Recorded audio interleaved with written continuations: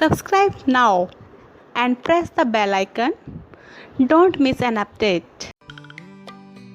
सत्संग से सोधी आवे, नहीं जीव 84 में जावे। सत्संग से सोधी आवे, नहीं जीव 84 में जावे।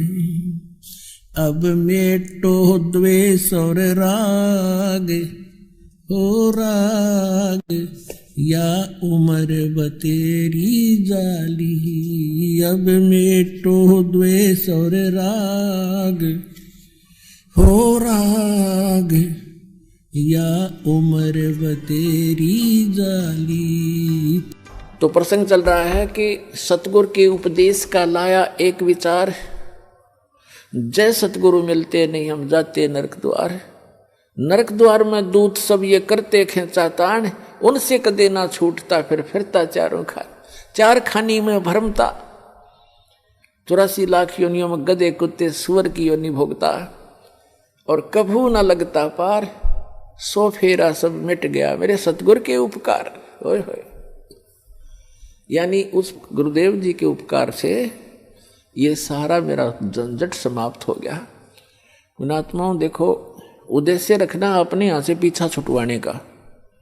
ऐसा ज्ञान बता दिया जाएगा, आपको आत्मा से ग्लानि हो जाएगी पुनर्जन्म की, और जब तक आत्मा में हेट नहीं होगी इस पुनर्जन्म की, तो आपका कभी ना कभी पैर फिसल जाएगा।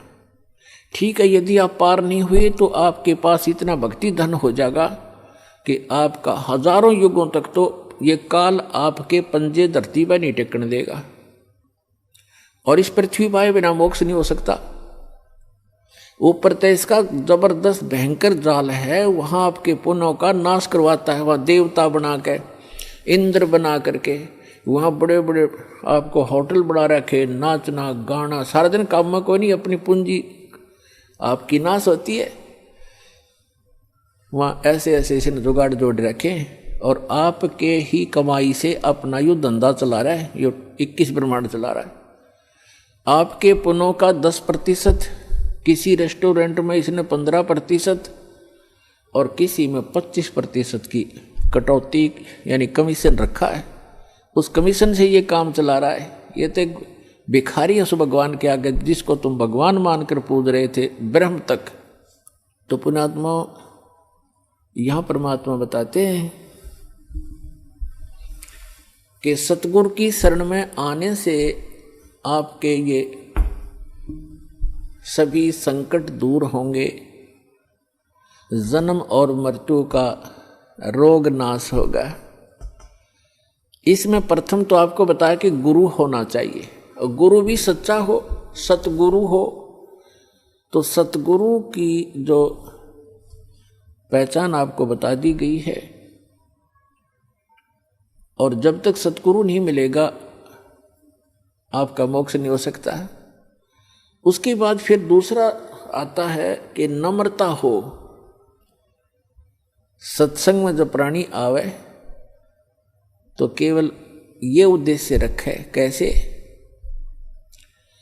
परमात्मा कहते हैं, संत मिलन को चालियो, तज माया अभिमान, जो जो कदम आगे रखे, वो हे यज्ञ समान।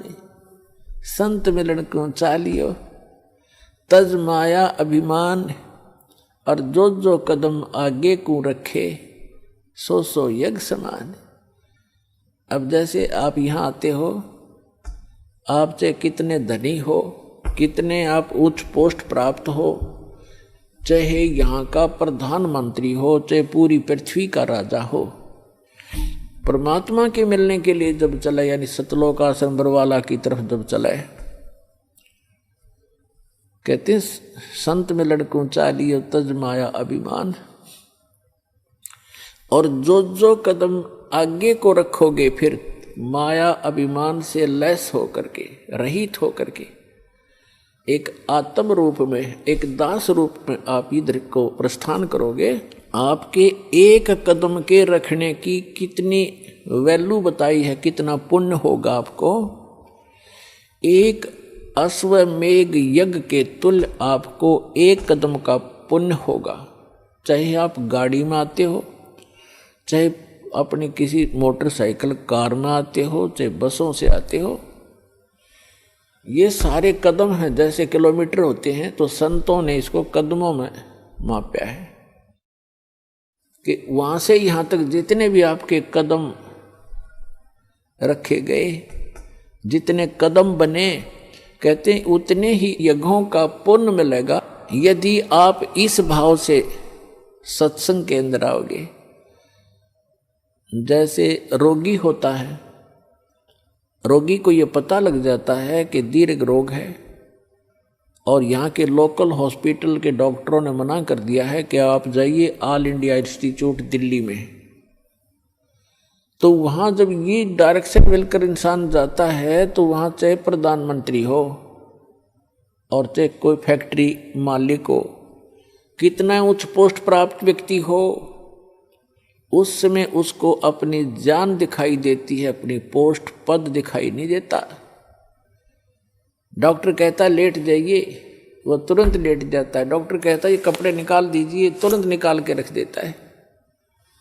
उस समय उसके नखरे खत्म हो जाते हैं और तभी वो उपचार प्राप्त करता है। जब तक डॉक्टर के आज्ञा का पालन करता रहे, चाहे कुछ भी कहे वैसे ही, जहाँ लेटने को कहे वहीं लेटना पड़ेगा, जहाँ बैठने को कहेगा वह बैठना पड़ेगा, और कहेगा मुंह खोल, सांस तेज ले, वो सारा कुछ करना पड़ेगा, तो तभी वो अपना उपचार करवा पाएगा।